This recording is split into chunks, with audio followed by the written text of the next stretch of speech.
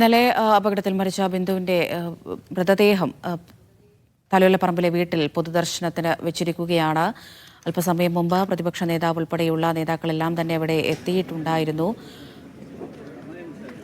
ആ കുടുംബത്തിന് അർഹമായ ധനസഹായം നൽകണം എന്നുള്ളൊരാവശ്യമാണ് കോൺഗ്രസ് മുന്നോട്ട് വയ്ക്കുന്നത്. 25 ലക്ഷം രൂപ ആ കുടുംബത്തിന് സർക്കാർ നൽകണം. അങ്ങനെ നൽകാൻ സർക്കാർ തയ്യാറായില്ല എങ്കിൽ, ആ കുടുംബത്തെ സഹായിക്കാൻ സർക്കാർ തയ്യാറായില്ല എങ്കിൽ ആ കുടുംബത്തെ ഏറ്റെടുക്കാൻ പ്രതിപക്ഷം ബാധ്യസ്ഥരാണ്. അവരുടെ ഭാഗത്തുനിന്ന്, പ്രതിപക്ഷത്തിന്റെ ഭാഗത്തുനിന്ന്, കോൺഗ്രസിന്റെ ഭാഗത്തുനിന്ന് അത്തരത്തിലുള്ള നീക്കങ്ങളിലേക്ക് കടക്കുമെന്ന് തന്നെയാണ് പ്രതിപക്ഷ നേതാവ് പറഞ്ഞു വെച്ചത്.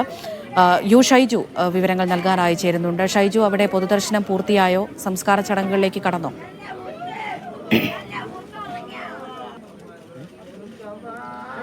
അമൃത, അല്പസമയങ്ങൾക്ക് മുമ്പ് പൊതുദർശനം അവസാനിപ്പിച്ചു. ഇപ്പോൾ വീടിന് മുന്നിൽ കർമ്മങ്ങൾ പുരോഗമിക്കുകയാണ്. കർമ്മങ്ങൾക്ക് ശേഷം ചിതയിലേക്ക് മൃതദേഹം എടുക്കും. അല്പസമയങ്ങൾക്ക് മുമ്പാണ് പ്രതിപക്ഷ നേതാവ് വി.ഡി. സതീശൻ ഇവിടെ എത്തി അന്തിമോപചാരം അർപ്പിച്ചത്. അതിനുശേഷം അദ്ദേഹം ബന്ധുക്കളെ കണ്ട് ആശ്വസിപ്പിച്ചു. ശേഷം അദ്ദേഹം മാധ്യമങ്ങളോട് പറഞ്ഞത് മകൾക്ക് ജോലി, അതോടൊപ്പം തന്നെ കുടുംബത്തിന് ധനസഹായം 25 ലക്ഷം രൂപ നൽകണം എന്ന ഒരാവശ്യമാണ് അദ്ദേഹം മുന്നോട്ട് വെച്ചത്. 25 ലക്ഷം രൂപയും മകൾക്ക് ജോലിയും അതോടൊപ്പം തന്നെ ചികിത്സയും ഉറപ്പാക്കുക എന്നാണ്. ചികിത്സ പൂർണ്ണമായും സർക്കാർ ഏറ്റെടുക്കണം എന്നാണ് ആവശ്യപ്പെടുന്നത്. അതുകൊണ്ട് ആദ്യം ചികിത്സ ഏറ്റെടുക്കണം എന്നൊരാവശ്യം അദ്ദേഹം മുന്നോട്ട് വെച്ചിട്ടുണ്ട്.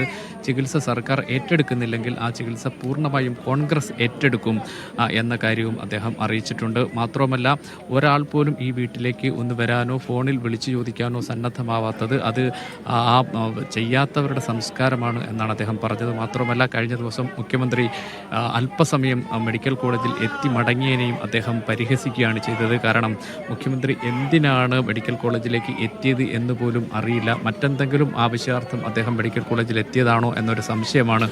ശരി